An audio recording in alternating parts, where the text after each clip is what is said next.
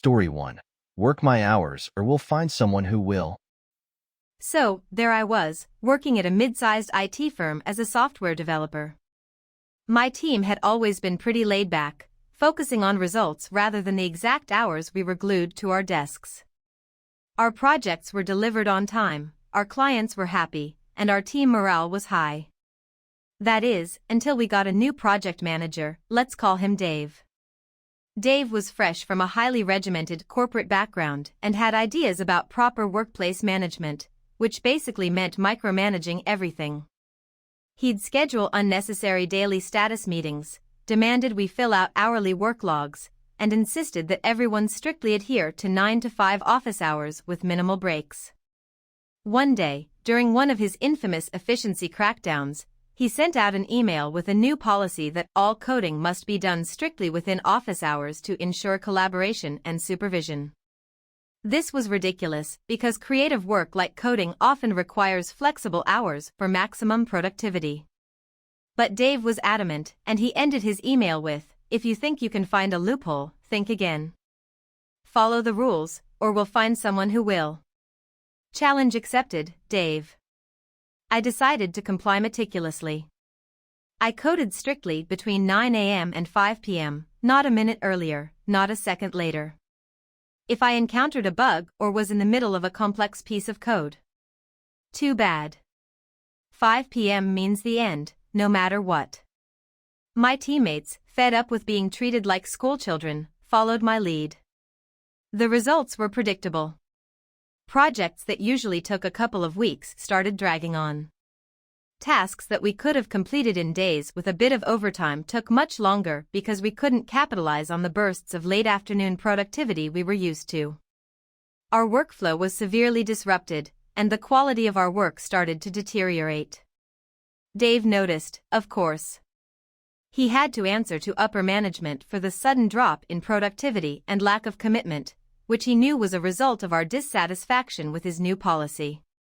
When upper management called for an impromptu Zoom meeting with the entire at 4:30 p.m. to address the ongoing project delays, the entire team logged in to explain our situation. In the meeting, Dave spent half an hour shifting blame and berating individual team members. He didn't even mention the 9 to 5 policy that had led to the whole situation. As the clock ticked towards 5 p.m., the tension in the virtual room was palpable, and our team hatched a plan over text. Right on cue, as the clock struck 5 p.m., one of the employees spoke up, "In compliance with Dave's 9 to 5 rule, we must log off now." Without missing a beat, every team member clicked leave meeting, leaving a stunned Dave to face the executives alone.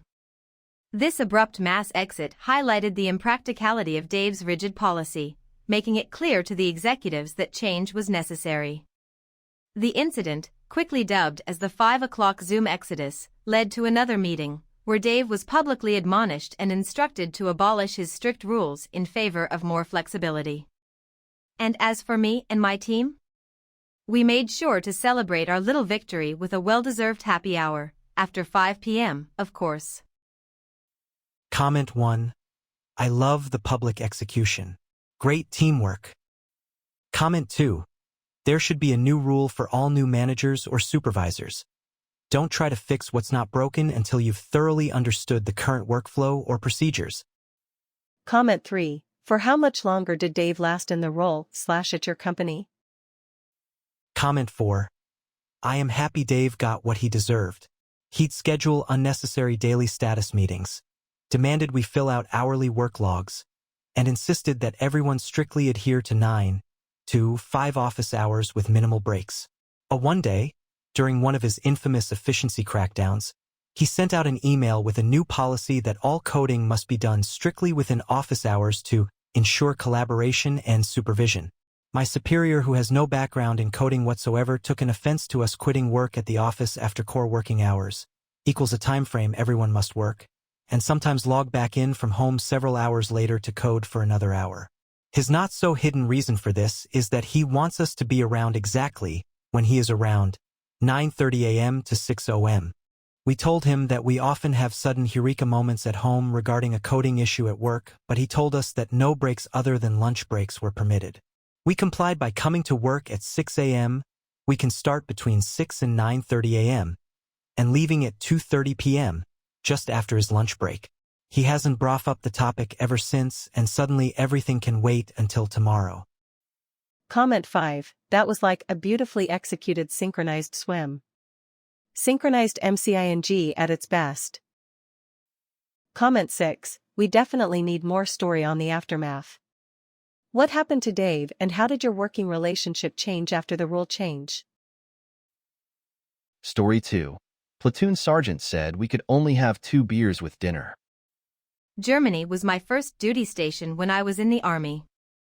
After FTXs, field training exercises, the platoon would get together for a platoon dinner at the local Hofbrau. Since it was always the start of a 4-day, we would all get hammered at the platoon dinner. Well, PSG, Platoon Sergeant, eventually said we could only have 2 beers with dinner. So we started ordering the 1-liter steins. Then PSG said we could only order 1 stein with dinner. So we started showing up to the Hofbrau early to have beers before dinner, and still ordered the steins and then have 1 with dinner. Usually by the end of the night all of us were at least 4 steins in and absolutely obliterated, but still only had 1 stein or 2 beers with dinner. Good times, good people. Comment 1. Coming back from Afghanistan, we were in Kyrgyzstan and were given 2 tickets to get beer with that one night. We were allowed 2 beers a person and that was it. It only took a second to realize why the Coors, Budweiser and Miller 12-ounce bottles looked like they were all covered in dust, and the 24-ounces Stellas, I think that's what they were, it was 20 years ago, were gone as soon as they brought the next case out. People were selling their tickets for $20 as well, so what a night that was. Comment 2. When I became a 1SG, I had a Cinderella rule. Home by midnight. No other rules beyond normal pre-weekend safety brief stuff. I never checked or took any steps to enforce. Everyone who obeyed is now a SSG or higher. A lot of the other soldiers got hemmed up. Not all, but like none of the soldiers who followed rule ever got into any shit. Just saying. Comment 3. Prost. Comment 4. I was in Germany in the early 80s with the Air Force. The base I was on had a policy that you could have 2 beers with lunch. We had a guy who could probably be classified as an alcoholic, but he never looked like he was drunk, even when he was drunk. Anyway, he used to head to the NCO club for lunch and his 2 beers. When he was done, he headed over to the rec center for his other 2 beers. If there were other establishments on base that had the same rules, I'm sure he found those too. Comment 5. Not everyone drank is just donate my beers to some of my buddies that wouldn't do stupid shit while drunk. Comment 6. When I was in Bosnia, Banja Luka Metal Factory, we had a 2-can rule. We used to fly down to Sarajevo to buy booze from the American base and fly it back to have in our illegal bar. Number 2-can rule for the RAF. Story 3. Talk to the boss. About 14 years ago, I was working IT for a large medical center, one of several owned by the same people. The regional CIO personally put me in charge of setting up and issuing laptops to doctors and other medical staff to go to patients' homes when they could no longer come to the hospital for any number of reasons, including disability, lack of adequate transportation, etc. When we got a new shop supervisor, who was only promoted to that position exactly 1 year to the day after being hired from the outside, something that left myself and a lot of the other IT techs very upset, he made it abundantly clear that he was going to make several people's lives miserable, including me. He'd look at my Outlook calendar, we all had to share access to our calendar with him, to see when I had someone scheduled to pick a laptop up, do their 3-month software update, etc. Then a few minutes before the person was supposed to arrive, he would order me to do some menial project halfway across the hospital that he could have just as easily done himself or delegated to one of the new people.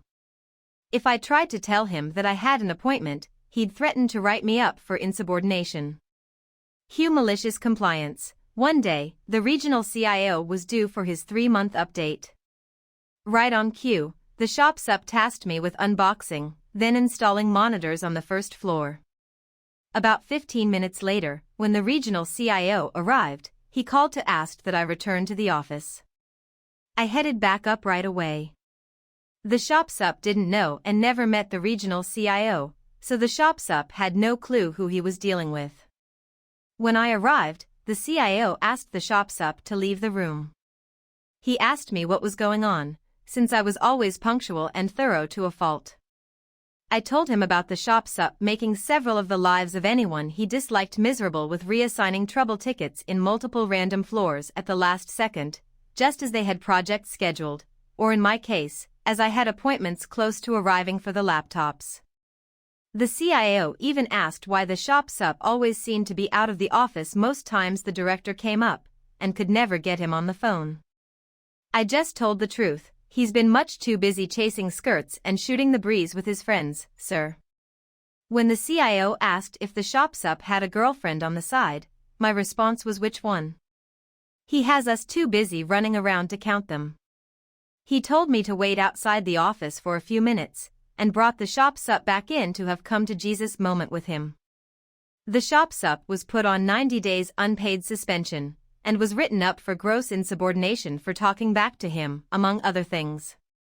The CIO even asked HR to start an investigation to see what other department regulations he violated. Comment 1. So what happened after the 90 days? Come on. Don't leave us hanging. Comment 2. The shop sup was put on 90 days unpaid probation. What? Comment 3. Was he found in violation of regulations? Comment 4. But what happened after the 90 days? Comment 5. Where is the rest of it? Comment 6. What are you maliciously complying with in this story?